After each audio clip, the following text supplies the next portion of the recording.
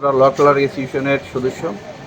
আমাদের সমিতিতে প্রতি 2 বছর পর নির্বাচন হয়। এই বছর দ্বিবার্ষিক সাধারণ নির্বাচন আগামী 12/9/2025 ইংরাজি অনুষ্ঠিত হইবে। এই প্রক্রিয়া বিগত 18/8/2025 ইংরাজি হইতে শুরু হয়েছে। গত 27 এবং 28 তারিখ নমিনেশন ফর্ম বিক্রি করা হয়েছে। আজকে এবং আগামীকাল বেলা 3টা থেকে 4টা পর্যন্ত নমিনেশন ফর্ম গ্রহণ করা হইবে। আমাদের নির্বাচনের নমিনেশন ফর্ম গ্রহণ করেছে 32 জন টোটাল।